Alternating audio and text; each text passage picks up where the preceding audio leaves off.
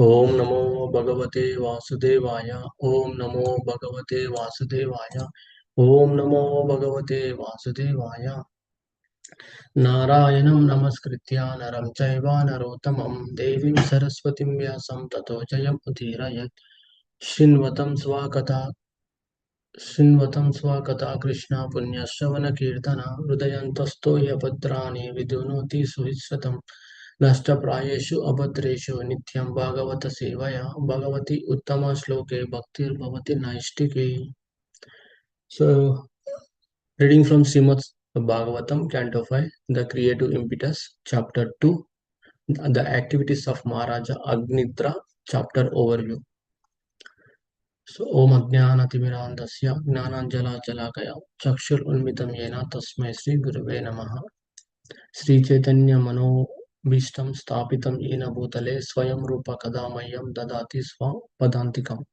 नमो विष्णुपादाय कृष्ण पृष्ठाय भूतले श्रीमते रोमपद स्वामिनिति नामिने नमो विष्णुपादाय कृष्ण पृष्ठाय भूतले श्रीमते भक्ति वेदांत स्वामिनिति नामिने नमस्ते सरस्वती देवे गौरवाणी प्रचारिणे निर्विशेष शून्यवादी पाशत्य देशतारिणे जय श्री कृष्ण चैतन्य प्रभु नित्यानंद श्री अद्वैत गदाधर श्रीवासादि गौर भक्त वृंदा हरे Krishna Krishna Krishna Hare Hare Hare Ram Ram Ram Hare Hare.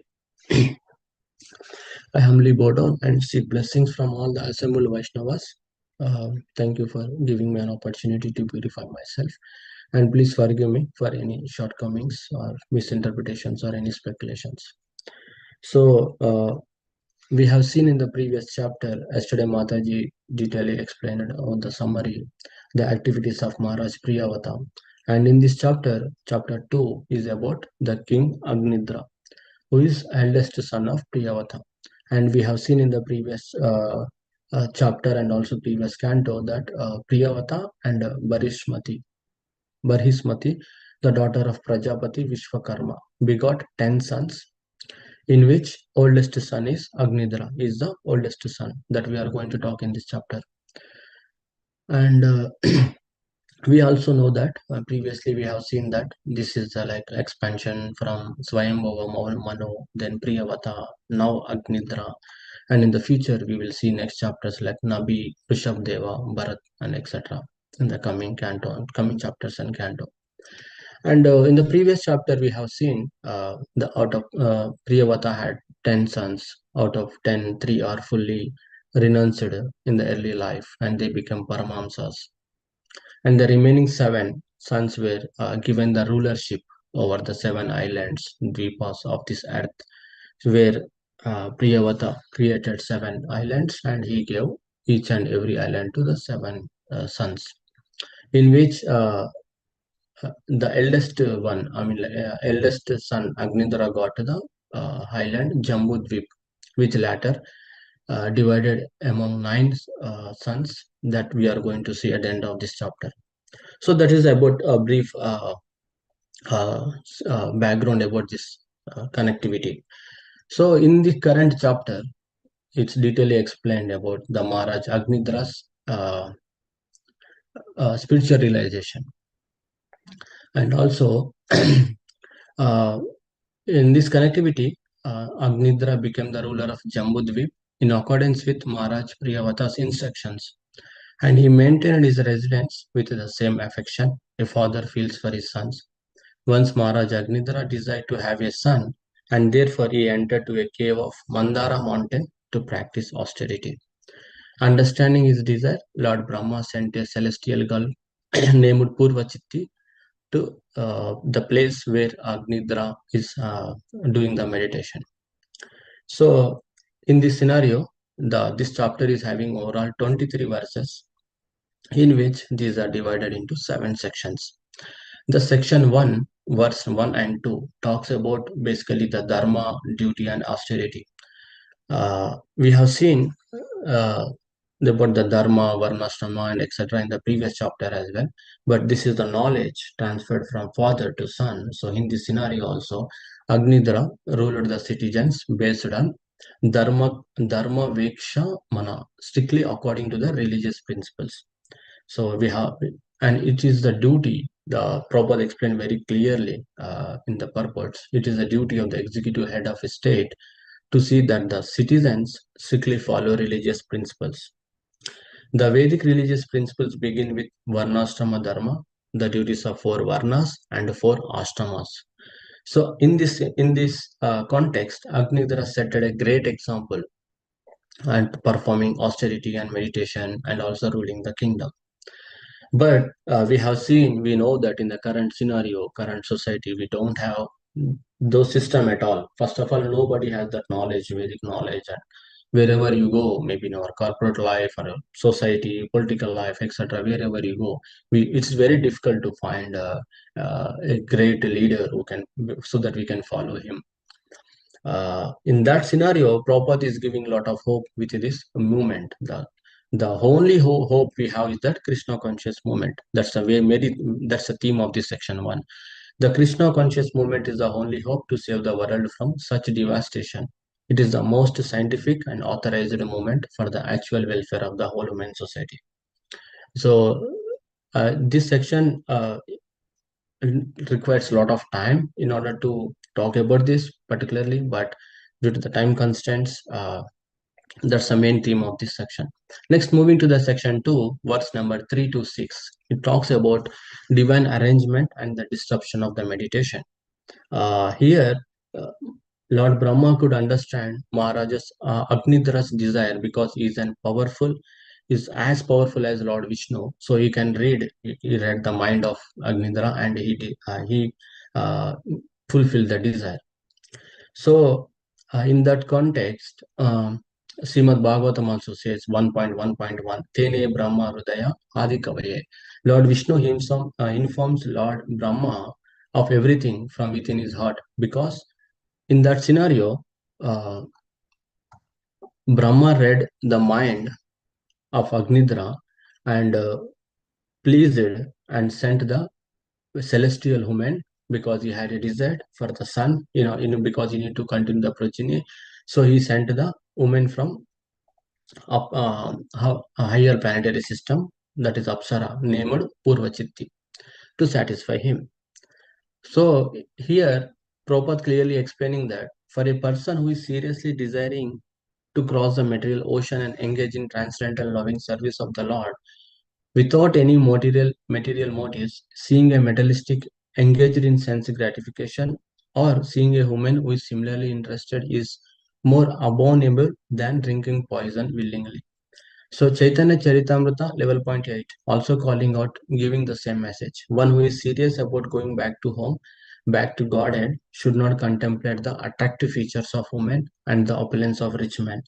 In this context, such contemplations will check one's advancement in spiritual life. Once a devotee is fixed in Krishna consciousness, however, these attractions will not agitate his mind. From the external standpoint, when we see these descriptions from this section 2, especially, we can see that uh, Maharaja Agnidra is doing for sense gratification. Looks like externally with our blunt senses, but it is not. He is purely focusing on the devotional service only, but with different perspective. That's it. And next, coming to the section 3, verses 7 to 13, talks about the king's poetic attraction. So here, as soon as he done with like he's doing meditation and he's doing austerity, so Lord Brahma pleased and he sent the uh, Purvachiti, a celestial woman from higher planet. And as soon as she came in front of Agnidra, and Agnidra became captivated by Purvachiti, and like talking and speaking like metamorphical language. And the whole description, the body description was described in this verses 7 to 13. He compared her eyebrows to bows, glances to arrows, and his face like a beautiful lake decorated with lotus flowers, fish, swans, and bumblebees.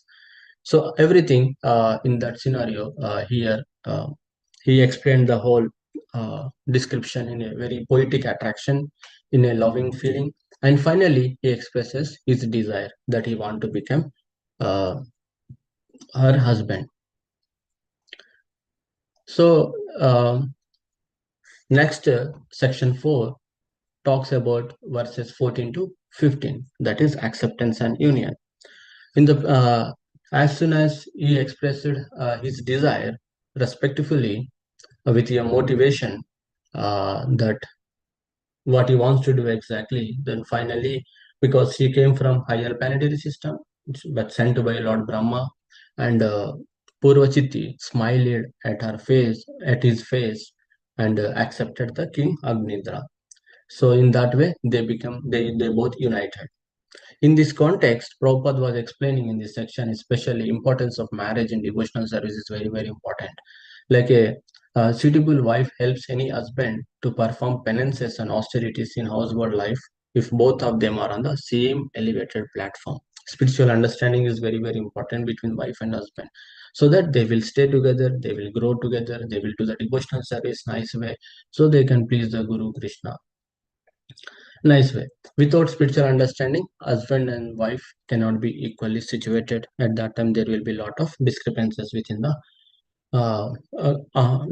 family life. Next section verses 16 to 18 talks about family life and birth of Nabi. As they staying together, of course they stayed many years of with married life, and they have very harmonious life in their life, married life. Since King Agnidra was a devotee, he actually had no attraction for material enjoyment at all, even though. But because he wanted a wife for progeny and Lord Brahma had sent Purvichiti for this purpose, he expertly pleased her with flattering words and stayed together many years, enjoyed both worldly and heavenly happiness, and finally begot 9 sons. So, next section 6, in the verses 19 to 21, talks about division of Jambudvip. As we have discussed it previously, Jambudvip is the one of the island gifted, gifted to the Maharaj Agnidra from his father Priyavata. So where they stayed, they ruled that kingdom, and they stayed. The married life had begun. In that way, uh, they begot 9 sons in the womb of Purvachiti. Maharaj Agnindra, the best of kings, begot 9 sons. They are named Nabi, Kimpurusha, Harivarsha, Lilavrata, Ramyaka, Hiranmaya, Kuru, Bhadrashva, and Ketumala. Out of 9, the eldest son is Nabi, and there is a lot of special description was given, importance of mother, and importance of breastfeeding, how strong, how importance, and everything. Of course, due to the time constraints, we are just limited for the summary, like overview in this section. And next thing, in the last section 7, that is verses 22 to 23, gives importance of separation and destiny. Like we have seen in the previous cantos and also previous chapter, not in the previous chapter, yeah, previous cantos especially, that whenever anyone performs austerity, when the Lord pleases, Lord sends, or Lord in like a Lord Indra, Lord Brahma in this context, and previously also we have seen uh, Menaka came when one of the sages is doing the meditation. So all these people, they came to beget the children. There is a purpose behind it. So similarly, in this context, Purvachiti also came to give the uh, support for the Maharaj Agnidra to beget the children. So in this scenario, once the job is done, Purvachiti returned to heavenly planets, again back to kingdom of Lord Brahma. But Agnidra later attained the same celestial destination due to attachment and pity. So he strongly attached to that wife. That's the reason he also attained that Pitruloka once his life is done at this moment, on this kingdom at Jambudvip. So in that scenario, Maharaj Prabhupada detailing explaining about importance of attachment and also destiny in our life in Krishna consciousness as well. So, for example, if one always thinks of something, he certainly gets a related body after death. So, in that context, Maharaja Agnidra was always thinking of Pitruloka, the place where his wife has returned. Therefore, after his death, he achieved that same planet, probably to live with her again. So, in that scenario, Bhagavad Gita also says 8.6, Yam Yam Yapi Smaran Vapi Smaran Bhavam, Tajante Ante Kalevaram, Tam Tam Evaiti Kaunteya, Sada Tad Bhava Bhavita. So, whatever the state of being one remembers when he quits his body, that state he will attain without fail. That the translation of 8.6. We can naturally conclude that if we always think of Krishna or become full Krishna conscious, we can be promoted to the planet of Goloka Vrindavana, where Krishna eternally lives. So next, after departure of their father, the 9 brothers married to the 9 daughters of Meru, named Meru Devi, Pratirupa, Ugradamsri, Lata, Ramya, Shama, Nari, Bhadra, and Devaviti. These are the 9 daughters and married 9 sons of uh, Agnitra. Next generation next comes into the picture with the life of King Anabi, who is the eldest son of Agnitra, along with Meru Devi. The Meru Devi and King Nabi, they both married together, and they begot next generation, where we will see Rishabh Deva pastimes in the coming next chapter. So in this scenario, this chapter is giving a lot of importance to the marriage life, kingdom, leadership qualities, and also importance of Krishna consciousness. So attachment and detachment are also important, where we can see it in this scenario. He is strongly attached to the married life. That's the reason King Agnindra went to celestial planet again. But in our in the theme of the Krishna consciousness movement, our attachment has to be towards Krishna only, so that we can reach the abode of Krishna. We can serve there. So that's one of the theme we can take home. And also another thing is that the importance of marriage life. When the importance of married life is very very important, because in the married life, lot of discrepancies, chaotic. We'll see if the both husband and wife not are on the same platform. And also the third thing, which I'm realizing that the current scenario, the current society is not in a favorable to the Krishna consciousness. But even though there may be ups and downs, no matter, we need to have the firm faith in the process and our Guru and Krishna, so that we will definitely benefit with this overall, no matter wherever which part of this globe currently we are. Just we have our principles, we have our process. We need to. The process is pure. It's pure and it's completely perfect. Just we need to have the faith, and we need to do our sadhana in that way. We will get benefited with this whole thing. That is the one of the biggest hope Prabhupada is given to us in this purpose. Also, it is emphasized a lot. So, based on that, I will stop it here. Thank you again for the opportunity. Please forgive me for any shortcomings. Vancha kalpatarulbhasya cha kripa sindhubhya evacha patitanam pavanebhyo vaishnav